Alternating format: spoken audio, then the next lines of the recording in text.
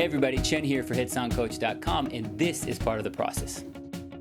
So there's no right way to write a good song. If you end up with a good song, then you're doing something right.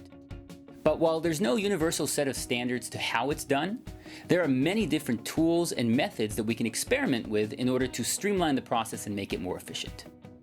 One of the methods I like is using filters, or to put it technically, a predetermined set of parameters that now all my ideas have to go through before they can make it into the final song. I do this because inspiration is chaotic and messy and easily distracted, and rarely comes to me in the form of completed verses and already mixed. So I use filters in order to funnel my ideas and focus them into coherent songs. Now, this has many different stages, and one can argue a bunch of different subcategories, but for me, one of the first and most important filters we have to apply to the song is that of concept or story. What is our song about?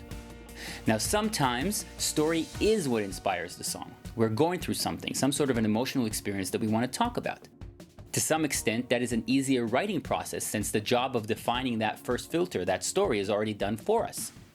You can probably say the same about writing to other media where there's a script or a pre-existing scene.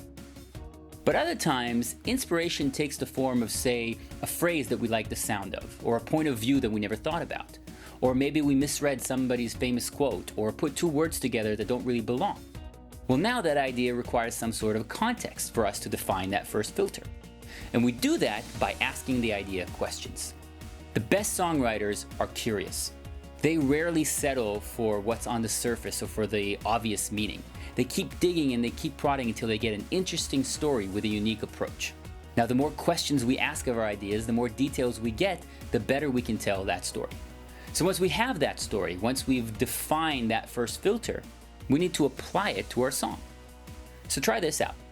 At the top of your page, write a paragraph describing your song. Let's call this the concept paragraph. Now make sure you write this in pencil because you're going to have to go back and erase it later.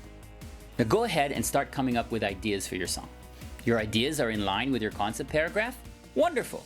Come up with more ideas. These new ideas are not in line with your concept paragraph? Get rid of them. But don't worry, because discarded ideas have a funny way of turning into songs somewhere down the road. Now go back and come up with more ideas.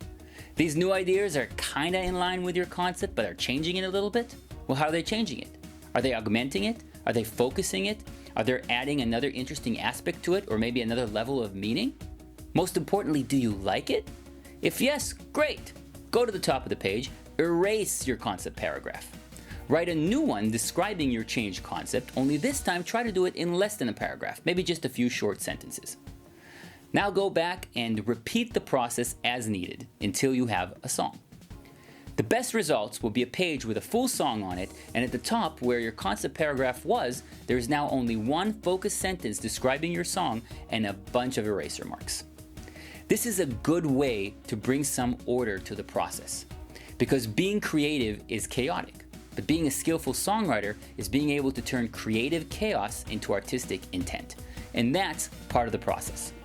So check out HitSongCoach.com for tips, articles, and videos on songwriting and production, and to find out more about the coaching and workshop programs with our multi-platinum songwriters and hitmakers. Thanks for watching, and I'll see you next time.